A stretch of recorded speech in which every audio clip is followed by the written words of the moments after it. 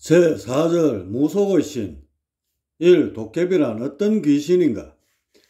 도깨비란 사람의 형상에 동물의 형상이 부분적으로 가미되어 괴상한 형상을 하고 있는 귀신으로 비상한 힘과 괴상한 재주를 지녀 신비의 대상이 되어왔다. 다음은 도깨비를 직접 목격했다는 증언이다. 제가 14살 적에 우리 아버님하고 둘이서 외갓집에 다녀올 때의 일입니다. 그때가 8월 보름이었는데 양곡 고개를 넘고 있었지요. 그런데 잔뜩 취한 아버지께서 도중에 주무시는 거예요. 저도 이상하게 졸음이 와서 옆에서 잠들었어요. 얼마 있다가 눈을 떴는데 옆에 아버지가 안 계시잖아요. 그래서 이리저리 찾아다녔는데 상중턱에서 아버지가 이리 갔다 저리 갔다 하더라고요. 그때 달이 환하여 눈에 선하게 들어왔어요.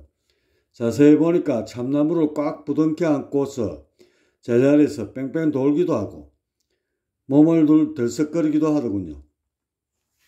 그래서 내가 얼른 뛰어가서 아버지 지금 뭐 하시는 거예요 하니까 깜짝 놀라시더니 그래 어서 가자 그러더라고요.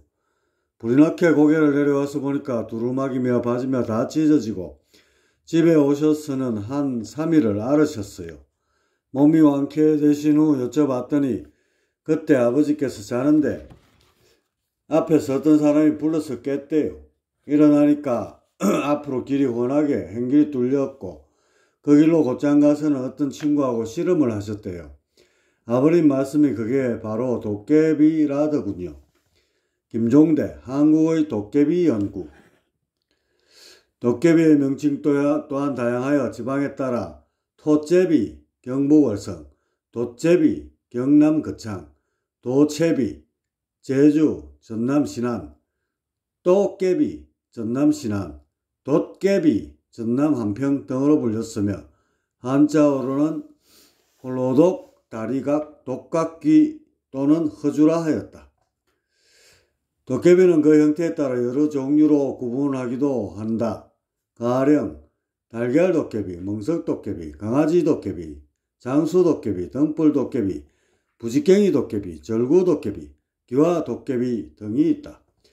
도깨비의 모습도 종류에 못지않게 다양하다.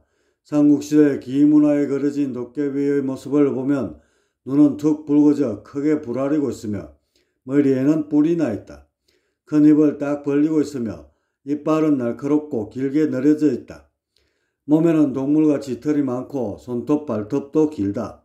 몸의 색은 푸른색, 흰색, 누렇고 흰색을 주로 띠고 있으며 어떤 도깨비는 허리 윗부분은 보이지 않고 하반신만 보인다고 한다. 발은 오칠한 것처럼 새카맣게 걸려 있는데 이것은 오랫동안 습지나 어두운 지하에 있어서 그렇다고 한다. 그리고 독각귀라는 명칭에서 알듯 어떤 도깨비는 다리가 하나밖에 없다고도 한다. 그럼에도 이 도깨비는 씨름을 좋아해서 길 가는 사람들을 세워놓고 씨름을 걸곤 하는데 절대로 지는 일이 없다고 한다. 그런데 사실상 모든 도깨비가 이와 같이 괴상한 형상을 하고 있는 것은 아니다. 오히려 인간 모습을 하고 있는 것이 더욱 많다. 대체로 보통 키에 건장한 체구를 지녔으며 손에는 흔히 몽둥이나 돌, 구슬 같은 것을 들고 있다. 도깨비의 방망이라 불리는 몽둥이는 전설에 나오듯 뾰족한 것들이 사방에 붙어 있지는 않다. 대개 오래된 나무 뿌리나 가지의 뭉친 부위의 것으로 모양이 울퉁불퉁하여 괴팍하게 생겼다. 이들의 거처는 동굴, 오래된 우물, 옛 성터, 흉가, 상기석 등이라는데 사실 꼭 그런 것만은 아니다. 음기가 강하게 서린 곳이면 도깨비가 있을 확률이 높다. 왜냐하면 보통의 귀신은 칠대가 지나면서 윤회하거나 해체되거나 하는데 도깨비는 묻힌 곳의 강한 음기에 의해 그 수명을 수백 년 이상 존속할 수 있다. 이렇게 긴 세월이 흐르는 가운데 그곳의 지기와 공고히 어우러져 터주가 된 신이 바로 도깨비인 것이다. 그리고 이 터가 바로 도깨비 터로서 명당은 아니어도 준명당에 해당한다. 즉 도깨비는 터주의 일종으로 그 터가 다른 터에 비하여 사뭇 다르다는 것이 그 차이이다.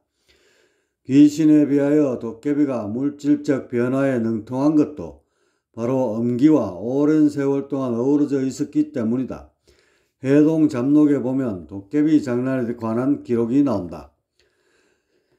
창손이란 자는 30년이나 정성을 지닌 당대의 세도가이다. 그런데 그의 나이 90이 되었을 때 어느 날 그의 집에 호련히 요괴가 나타났다. 이 요괴는 대낮에 나타나 돌을 던지곤 하였다. 누구나 도깨비의 장난으로 여겼다. 나는 새도 떨어뜨린다는 당대의 세도가가 도깨비 따위에 겁먹을 수가 있겠는가 하며 창손은 크게 격분하였다. 연이어 도깨비가 자주 출연하는 지붕 위로 올라가 낡은 기와를 걷어 불에 모조리 태웠다. 그러자 도깨비 장난은 가라앉고 말았다. 도깨비는 부직갱이, 절구, 낡은 기와, 빗자루 등의 오래된 물건에부터 물질적 변화를 일으킨다. 즉 오래된 물건에 스민 음기를 이용하여 물질 변화를 일으키는 것이다. 특히 여성의 월경이 이런 낡은 물건에 스며든 경우는 더욱 힘을 발휘한다고 한다. 그러나 도깨비터의 자체 기가 강한 경우는 이런 물건 따위에 구애받지 않고도 물질 변화를 일으킨다. 어떤 경우는 집채 많은 바위가 굴러 떨어지기도 하고 마른 하늘에 돌바람이 휘날리기도 한다. 그렇지만 도깨비는 사람을 해코지 하는 귀신은 아니다.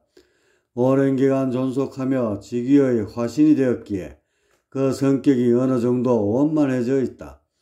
물론 아직 선신의 경지에 이르진 못하여 노여움과 안가품 등의 성격이 남아있지만 사람을 해코지할 정도는 아니다. 단지 장난을 치거나 심하면 위협을 하는 정도에서 멈춘다. 가령 인으로 인해 생긴 불, 도깨비 불을 이용하여 길 가는 사람을 놀라게 한다든지 도깨비 터에 사람이 들어오면 그 심보를 고려하여 부자나 혹은 알거지가 되게 한다. 흔히 흉가로 알려진 곳에 이런 도깨비 터가 많다. 터와 인연 있는 사람이 들어와야 길을 할 수 있는 터인 것이다. 얕은 도깨비는 악기와는 달리 잔인성이 없어 인명을 앗아가지는 않는다. 대체로 사람과는 우호적인 관계를 유지하나 심보가 고약한 사람은 심한 장난으로 혼쭐을 내줘 두려움의 대상이 되기도 한다. 도깨비는 어리숙하고 고지식하며 장난이 심하나 그래도 은혜를 잊지 않는 성품을 지녀 친숙한 존재로 남아있다. 즉 두려움과 친근함이 어우러진 해악적인 존재인 것이다.